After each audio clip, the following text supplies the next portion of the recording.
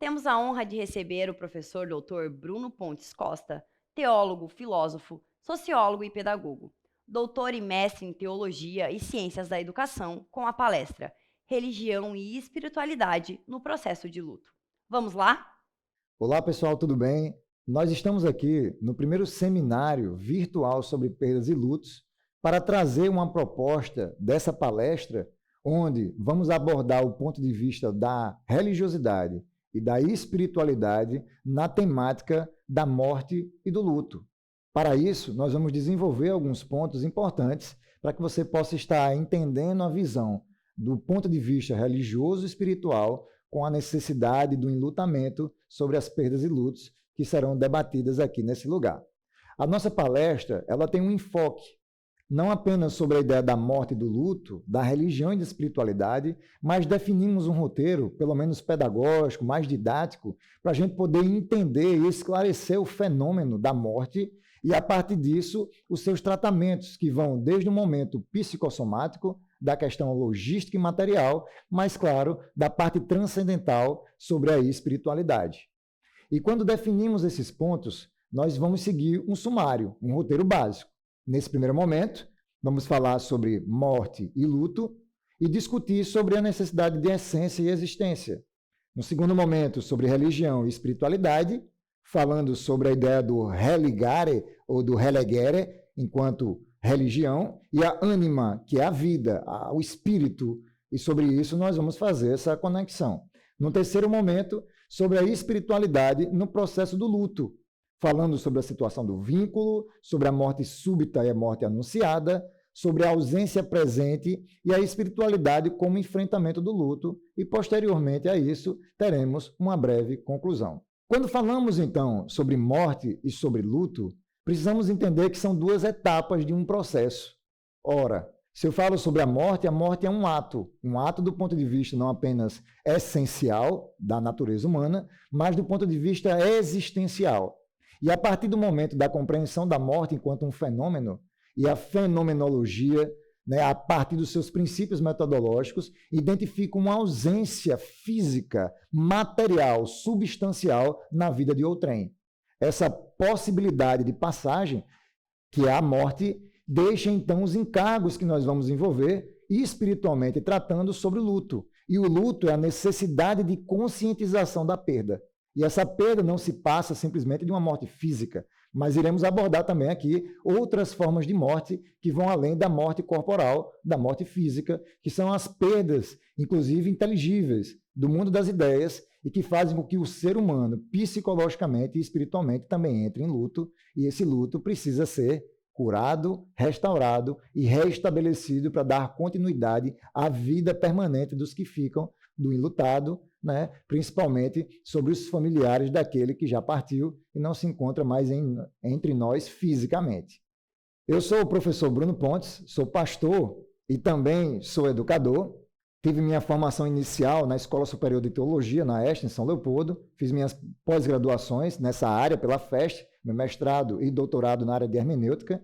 E sou mestre e doutor em Ciências da Educação pela Universidade Absolute Christian University, nos Estados Unidos.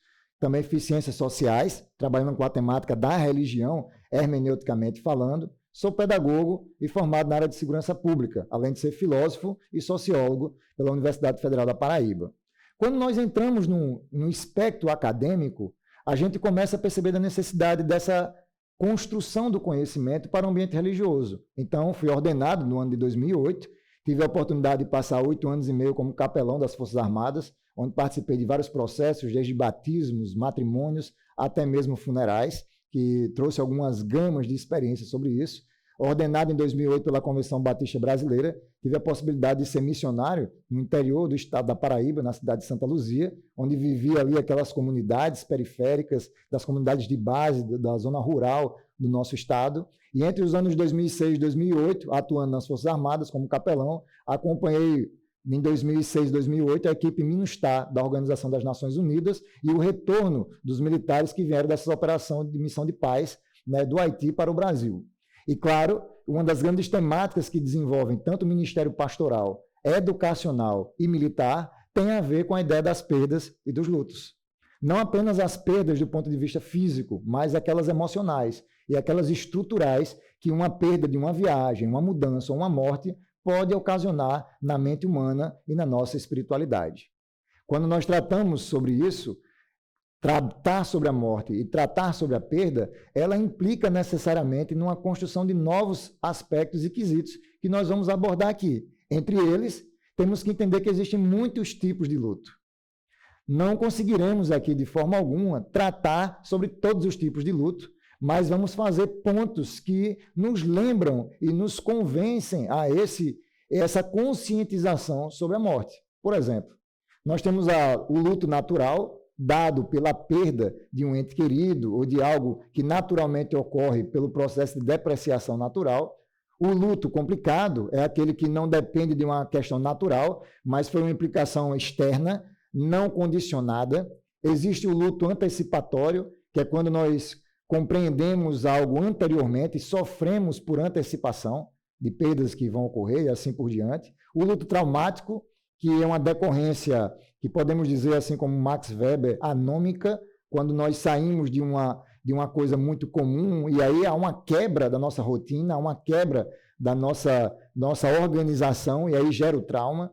O luto não reconhecido, normalmente cultural, é quando, dependendo da cultura que nós estamos inseridos, nós não podemos sofrer o luto, principalmente no Nordeste, é muito comum isso, que homem não chora, que homem não tem isso, não pode aquilo, que as mulheres têm que se comportar de tal forma. Esse luto não reconhecido acaba sendo introspectado, o luto adiado, o luto inibido. E existem várias outras formas de luto e que, se fôssemos parar aqui, não conseguiríamos tratar sobre todas elas.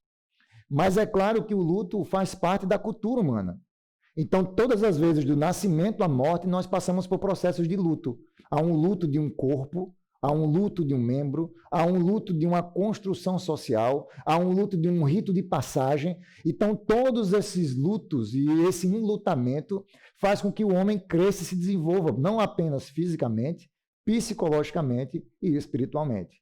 Essa forma de transcender a ideia da perda faz com que a gente tenha consciência e se emancipe enquanto ser humano na consciência de que esse tempo no mundo existencial também será migrado para mim. Porém, todas as vezes que entramos no mundo do luto, temos que entender como se dá essa passagem. O que de fato afeta o ser humano de forma psicossomática e que a gente pode tratar e entender por outros vieses.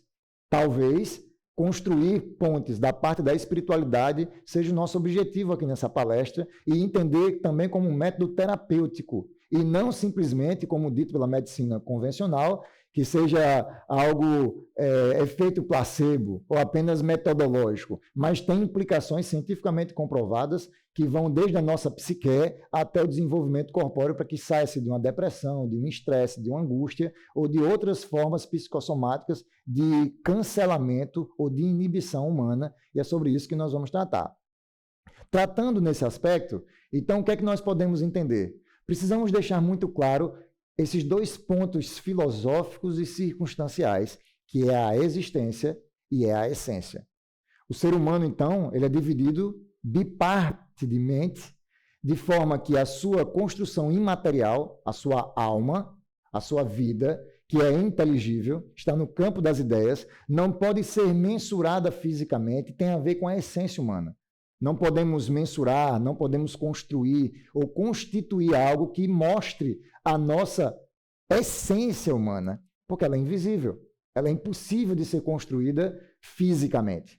Mas ela é presente a partir do momento que eu tenho consciência do que sou e consciência de onde eu vim e consciência para onde eu vou. Então, não podemos negar a construção histórica e cultural que a nossa mente apresenta na nossa essência. Diferente disso, nós temos a existência. E quando falamos de existência, estamos falando do existir. E o existir implica no fenômeno de ser no mundo. Heidegger traz essa relação de forma muito clara. Quando eu passo a existir no mundo, Dasein, ele traz a construção de que agora eu sou partícipe de algo que é sólido, que ele é visível, ele é sensível. E quando falamos de sensibilidade em filosofia, eu não estou tratando das emoções, eu estou tratando dos sentidos, visão, audição, tato, paladar. E essa construção do pegar, do tocar, do cheirar, do sentir, do experimentar, tem a ver com a nossa existência. Então, quando nós falamos sobre morte, nós compreendemos claramente que ela é a ausência da existência no mundo.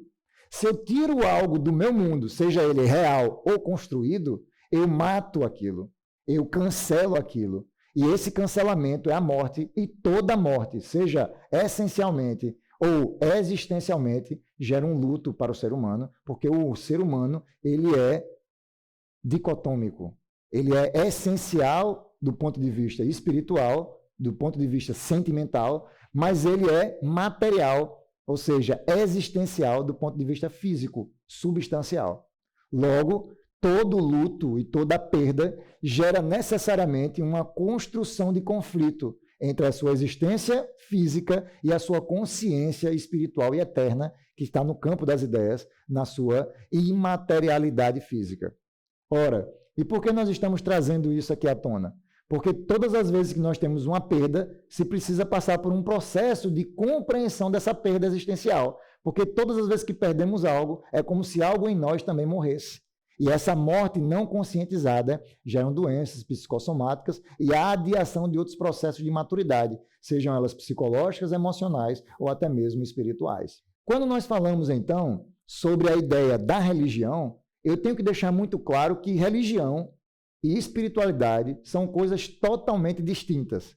Apesar de que no Brasil, quando falamos sobre religião e espiritualidade, é algo quase sinônimo. Elas são muito congruentes, elas são muito sincronizadas nesse aspecto. Quando falamos sobre religião, a religião é um termo que veio de origem latina a partir de dois verbos principais. O religare, ou seja, ligar novamente, é fazer com que o homem se conecte com algo da criação. Por isso, religião vem de religare, ou de uma outra expressão, até o Constantino falava muito sobre ela, no século IV depois de Cristo, que é o relegere, ou seja, a reescolha, uma reopção. A partir do momento que eu me conscientizo enquanto um ser espiritual, eu decido que tipo de metodologia, que tipo de processos ou ritos eu vou me enquadrar para me encontrar com o sagrado. Logo, o sagrado tem a ver com a forma que eu me relaciono com ele. E a minha relação institucional, a minha relação de construção com essa nova metodologia, eu chamo isso de religião. Dentro das religiões, então, nós temos as suas matrizes. Matrizes africanas, matrizes europeias, matrizes abraâmicas, daí vem o islamismo, né, o próprio cristianismo e o judaísmo. Nós temos matrizes de religiões indo, né, ou até mesmo, podemos falar, americanas ou ameríndias aqui no Brasil, e dentro dessas matrizes tem as definições que nós vamos chamar de denominações. Essas denominações, dentro de cada religião, abordam o tema do sagrado e da espiritualidade a partir de um prisma oficial. Esse prisma oficial ele é determinado pela religião. Logo, o religare, ou seja, o relegere, define como o homem processa e se conscientiza sobre a morte. E a partir do momento que a religião faz isso, começa-se então os ritos. E os ritos vão definir de que forma o homem conscientiza a palavra morte. Logo, se eu trabalho então com as religiões de matrizes orientais, como o budismo, sikhismo, bahaísmo, entre outras, que são de cunhos orientais, a fala ou discussão, o diálogo sobre a morte é algo presente, cotidiano e comum. Nesse aspecto, no Ocidente, nós sofremos bastante com isso, porque as religiões de matrizes ocidentais têm dificuldade em abordar a temática, porque logo a morte que está colocada, seja emancipada, seja traumática, ela não é algo dialogal, não é algo de bom alvitre se discutir no ambiente público e muito menos no ambiente religioso. Se tornou então um tabu falar sobre a morte e isso trouxe problemas para o Ocidente. Quando eu não falo sobre a morte, não compreendo a morte, eu tenho dificuldade quando ela vem. E a perda e o luto se trata a partir da construção da nossa cultura sobre a religiosidade. Diferente da religiosidade, nós temos a espiritualidade. E a espiritualidade é o que define a cura. Porque a espiritualidade não está ligada com um dogma. A espiritualidade não está ligada com uma tradição. Ela não está conectada com um rito. E quando eu estou distante de uma ritualística, de um método, de um documento, de um catecismo, ou de uma prática sobre a ideia da morte, eu então estou emancipado para me curar e entender que meu vínculo com o sagrado é suficiente para eu entender a morte. Não apenas dos outros, através da perda e do luto, mas também sobre a minha própria existência. Que um dia eu partirei e a consciência disso espiritualmente me faz uma pessoa melhor e até me curar de outros processos que vão adoecendo e nos dissecando psicologicamente até que a gente se encontre com esse processo espiritual. A espiritualidade também tem origem latina, do nome anima, que em grego é chamada de psique. A psique, que vai dar a mente, também quer dizer o espírito, que quer dizer a alma, que significa a vida. Logo, espiritualidade é trazer de volta à vida aquilo que fisicamente nós perdemos. E veja que bacana isso, que lindo. Né? Quando eu vivo a minha espiritualidade, é como se eu renascesse todos os dias como uma fênix, né? Que depois de colocada em cinzas, depois de passar por um processo de enlutamento próprio, ela ressurge com muito mais luz e energia para lidar com esse novo processo de vida que surge após a morte. Então, esse momento espiritual é a construção prática e tácita de alguém que quer se encontrar com uma cura que me liberte para uma nova fase, para uma nova prática que eu conscientizei. E quando a gente entende essa construção, a religião, ela às vezes pode até atrapalhar esse processo do rito de passagem, mas a espiritualidade nos liberta. E o que é que nós estamos tratando aqui, então? A espiritualidade, então, desapegada da materialidade e dos processos organizados da religião, eu consigo apresentar para essa pessoa que está passando pela perda, pelo luto, pelo sofrimento e pela necessidade de reconstrução de vida existencial e espiritual, renovar os seus novos ciclos psicológicos, espirituais e de consciência física. Porque quando a morte vem, eu não perco apenas um ente querido, ou o objeto, a coisa, ou o animal, ou o membro, ou seja lá o que for, mas eu também preciso agora substituir, recolocar algo de onde foi retirado, para que eu consiga administrar e equilibrar minha balança existencial. Não apenas lugares, não apenas pessoas, mas toda uma conscientização, que é a palavra-chave dessa nossa palestra, para que a gente possa entender o que realmente está acontecendo na vida dessa pessoa. Quando falamos sobre a espiritualidade do luto, então existem itens e pontos que precisam ser muito esclarecidos, que a gente vai elencar aqui para vocês. A situação do vínculo, sobre morte súbita e sobre morte anunciada, a ausência presente e a espiritualidade como enfrentamento do luto. Quando falamos sobre situação de vínculo, a pessoa, o ente, o ser humano, ele sempre atribui àquilo que ele ama um vínculo de permanência consciente, essencial e existencial. Professor, como é que facilita esse processo? Eu falo um bocado de coisa e não entendi quase nada. Então, o que é que eu tenho que entender? Nós temos vínculos físicos e espirituais com tudo aquilo que nós colocamos amor, que colocamos atenção.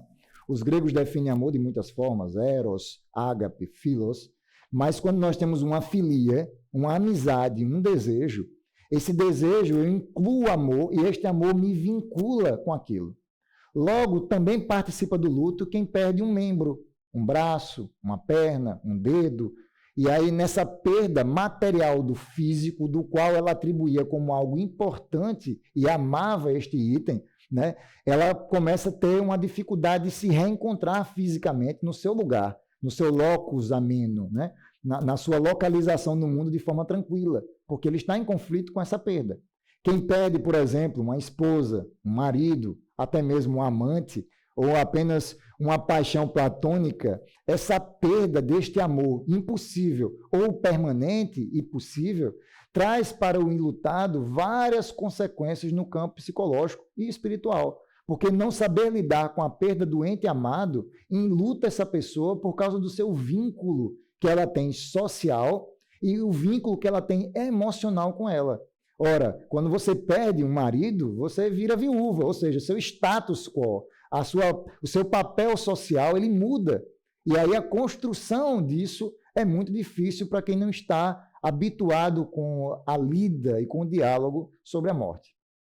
Quando nós tratamos também esses vínculos materiais, quando a gente perde um animal de estimação que nós amamos muito, um cachorro, um gato, um papagaio, um peixe, e esse animal ele vem a óbito, né? Ele morre, ou ele simplesmente sofre um trauma do qual ele é ceifado do mundo existencial, o meu vínculo afetivo com ele também vai perder alguns processos de brincadeira, de passeios, de compras de materiais que eu imaginava fazer com aquele animal, e isso também tem um enlutamento. E é engraçado que, apesar de sentirmos esse luto, de vivenciarmos esse luto, nos é inibido. Esse luto, muitas vezes, é colocado como algo secundário, subalterno nas emoções. Então, se você falar, eu perdi um ente querido, que é um pai, uma mãe, as pessoas podem até aceitar pela questão religiosa. Mas quando perdemos um membro, perdemos um animal, nos parece até que é difícil de tratar isso, porque é como se algo não fosse sério, se isso não fosse importante. E, na verdade, toda perda ela é importante e toda perda precisa ser curada, porque nós temos um vínculo. Logo, o luto e a morte é exatamente o rompimento do vínculo físico, do vínculo existencial, que eu vou ter que lidar agora com um ser que não vai existir mais na minha convivência e na minha realidade de vida, de onde eu me encontro fisicamente. Logo, também, entendendo isso, nós temos que saber que a morte anunciada humana, ela pode ser tratada de duas formas muito distintas. Existe a morte do ponto de vista que ele é anunciado, e como é que é isso? É muito comum em entrevistas de certas pessoas, eu posso citar algumas delas aqui, e no meio de alguma conversa diz, olha, por que você está sofrendo? Qual é o momento da sua dor? Não, pastor, veja bem, eu já estava preparado, a minha vozinha estava doente, estava com câncer, e eu pude aproveitar os seus últimos momentos com ela. Eu tenho certeza que você já deve ter escutado isso ou passado por isso também. Isso é uma morte anunciada. Uma vez que ela sabe que não tem mais cura, já está em estágio terminal, a pessoa se prepara, ela se coloca na situação de fazer o máximo possível para a despedida, para o suporte, para o apoio. E essa morte anunciada, ela ameniza essa perda.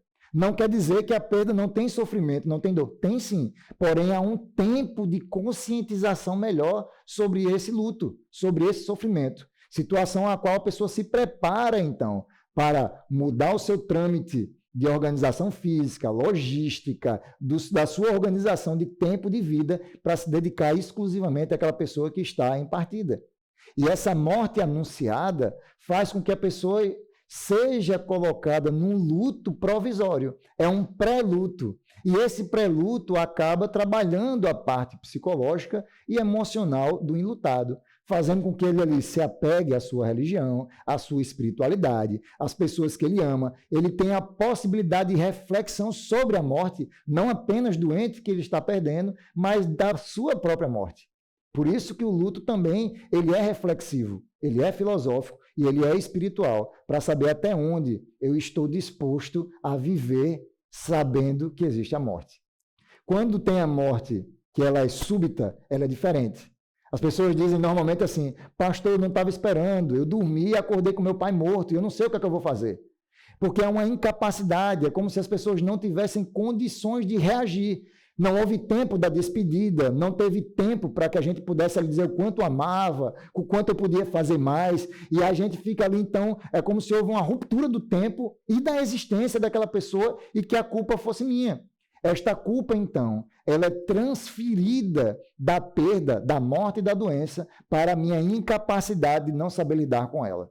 Por isso que, normalmente, a morte súbita, quando é uma informação repentina, o luto ele é mais difícil de ser tratado porque não houve período de conscientização e não houve período para organização do tempo sobre a pauta com a pessoa amada.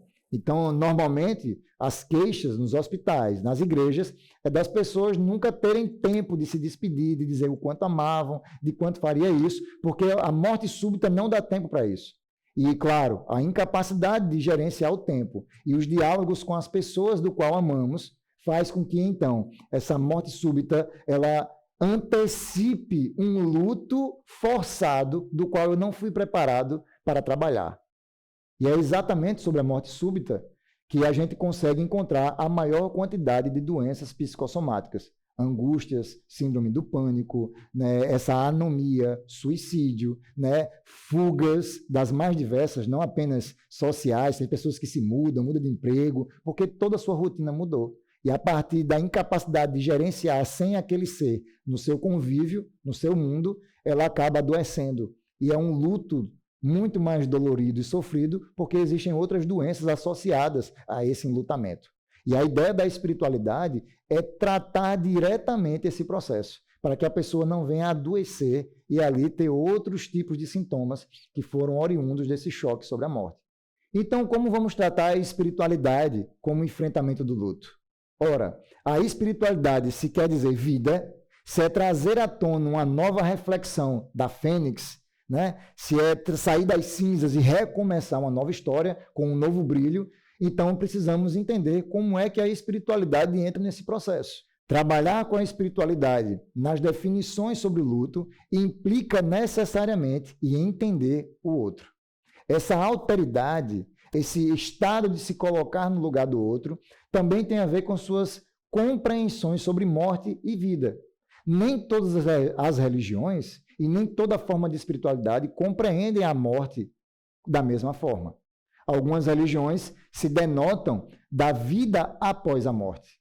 E aí traz um conforto psicológico e espiritual eu estar ciente de que a minha morte é apenas uma passagem para um novo ciclo, de que eu terei um corpo incorruptível, colocado em glória, na existência, sem doenças, sem fardos, e isso tudo me traz uma tranquilidade. É quase um analgésico psicológico, porque eu trago para aquela pessoa que está enlutada uma realidade possível no mundo inteligível, no mundo essencial, já que no existencial eu não pude ser capaz de evitar essa morte.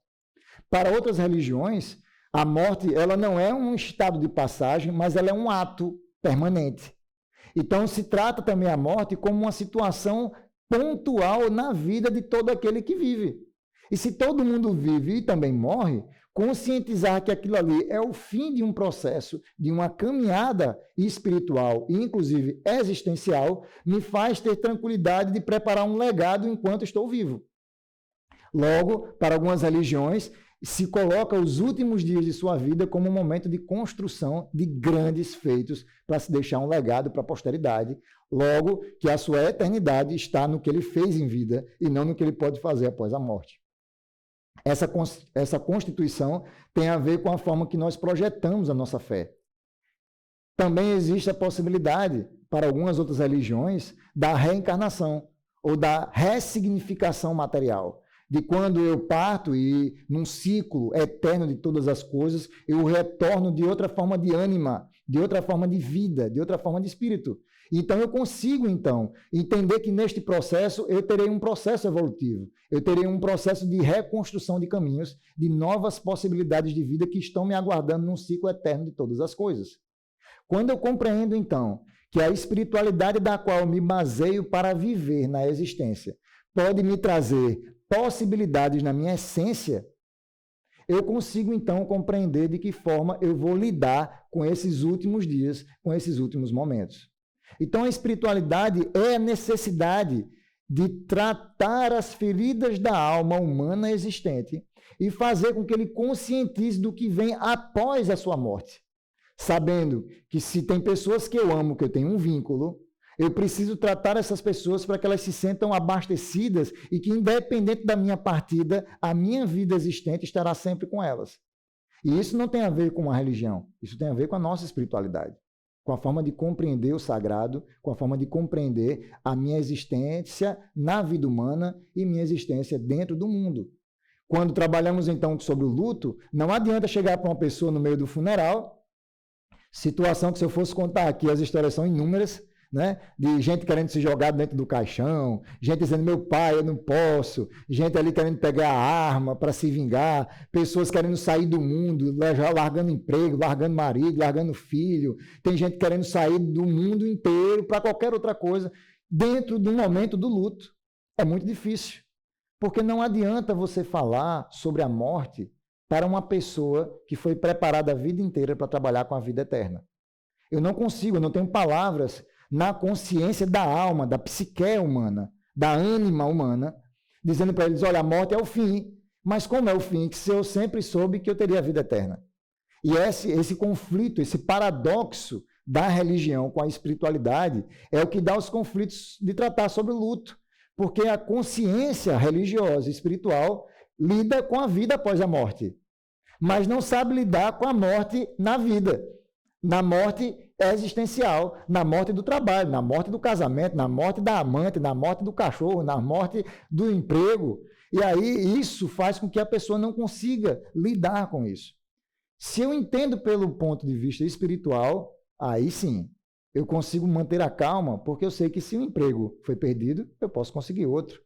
Se a esposa ou o marido faleceu, eu posso me casar novamente. Se um animal meu fui lá e enterrei, e não será o mesmo animal, mas eu tenho a possibilidade de conviver com outros animais e ter as mesmas experiências, as mesmas emoções e as mesmas construções, ou até novas, que eu nunca pude ter anteriormente.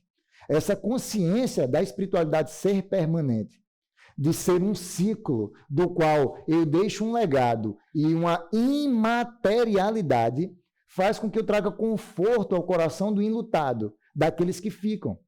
Ora, porque o enlutamento foi feito não apenas para a construção da vida humana, mas para a sociedade civil organizada e sobre as estruturas que vão desde o campo médico, do campo administrativo, até o campo religioso. E isso é fundamental para conscientizar a ideia das perdas e do luto.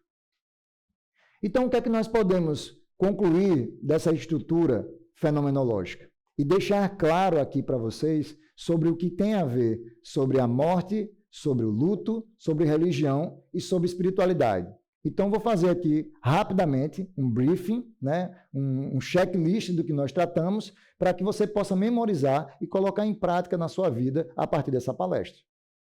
Quando falamos, então, sobre essência e existência, eu tenho que entender que eu jamais, enquanto um ser inteligível, imaterial, a minha alma, o meu legado e o meu espírito, ele não pode morrer, porque ele é eterno. Ele faz parte de um vínculo que não tem a ver com a minha estrutura física, com o meu corpo material.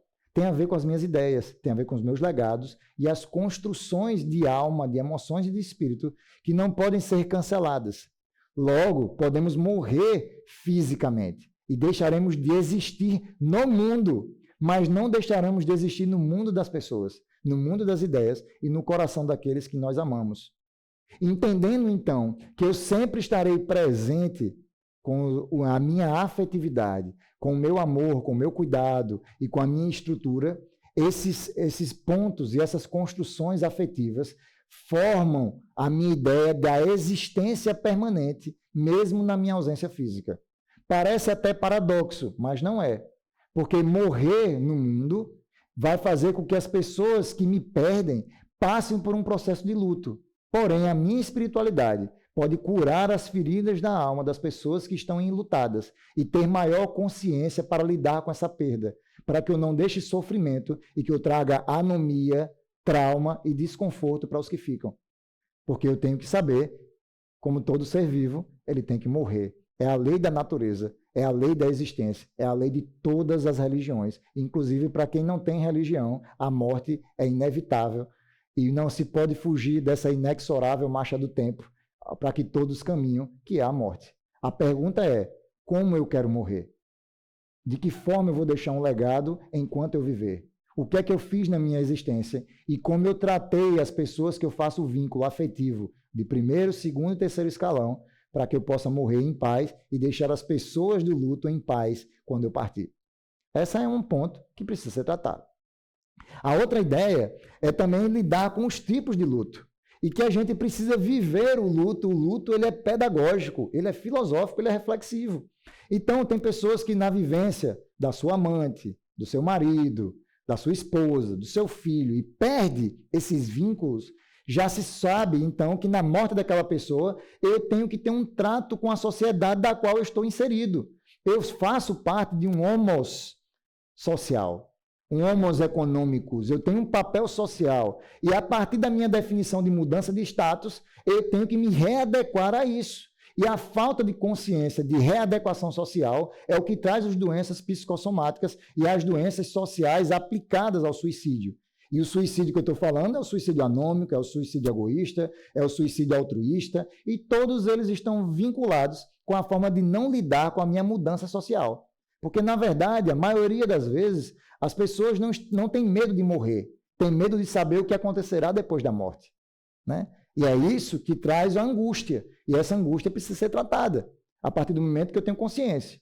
Na perda de um membro, na perda de um objeto, né? Eu já vi pessoas entrarem em depressão porque perderam uma moto, perderam um carro, né? Pessoas ali que tentaram se matar porque o cachorro foi atropelado na frente dela e gerou um trauma. Então eu tenho que tratar o trauma, tenho que tratar o luto e tenho que tratar o que virá após isso, a sua reconstrução social, a sua recolocação no mundo existencial.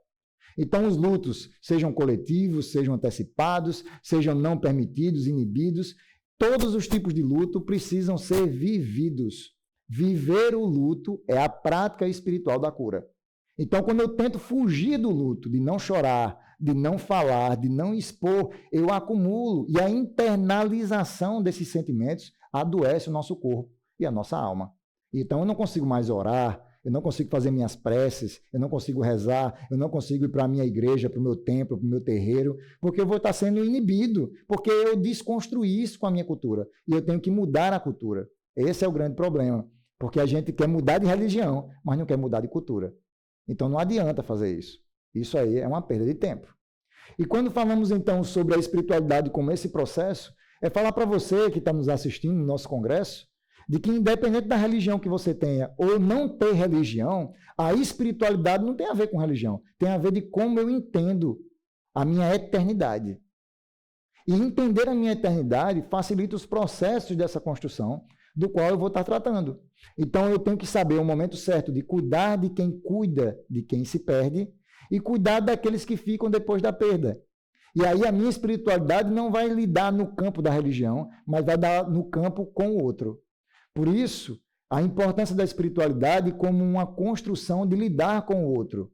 Espiritualidade tem a ver com alteridade, se colocar no lugar do outro e vivenciar com ele o seu choro e a sua alegria, a sua dor e a sua cura.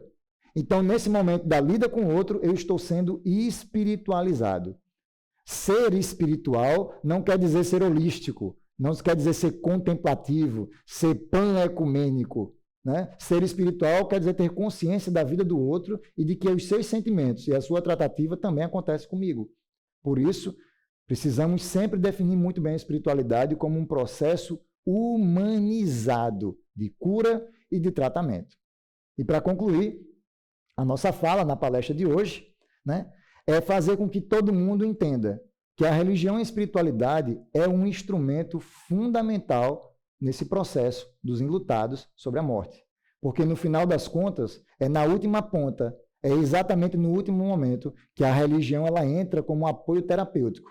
Para fazer o quê? Acompanhar as pessoas dando conforto e abrigo que a ciência e a medicina não podem nos dar, fazer com que a pessoa consiga viver aquilo dando o mínimo de conforto dentro das religiões, seja ali com trabalhos, com oferendas, com sacrifícios, com missas, com cultos, que celebrem a morte enquanto esperança, como um novo momento.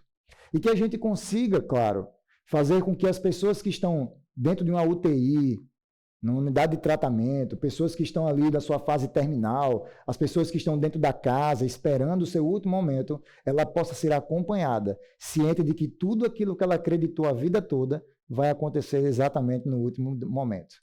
Então fica a nossa dica aqui da palestra de hoje, para que você possa curar as feridas da sua alma e entender que o espírito, que é a ânima, que é a vida, a psique, a nossa mente, ela tem poder de reconstruir novas estruturas. Eu não vou conseguir mais estabelecer para você que está nos ouvindo o que você perdeu, mas nós podemos, sim, dizer para você que existe muito mais para o que está por vir e que nós podemos construir juntos um novo momento desse pós-luto, dessa pós-perda. E espiritualmente, estar juntos, criar vínculos, faz com que a gente seja curado da nossa dor. Então, um forte abraço a todos e nos encontramos logo em breve em outras palestras que estão sendo promovidas pela Educar. Gostaríamos de agradecer ao professor Bruno. Nosso muito obrigado. Teremos um pequeno intervalo e voltaremos com o nosso próximo convidado. Até já!